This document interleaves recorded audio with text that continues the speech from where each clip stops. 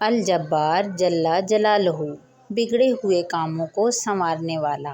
تعریف: الجبار جل جلالہ وہ ہے جس کی سلطنت میں کوئی ایسی چیز نہیں ہو سکتی جو اس کی مراد اور چاہت کے خلاف ہو۔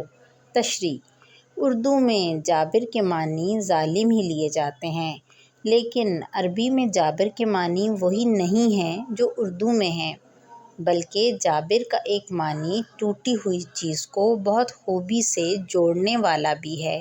بدحال شخص ہو تو اس کی حالت کو درست کرنے والا، اور جو دل کسی کے ظلم سے ٹوٹ جائے تو اسے جوڑنے والا۔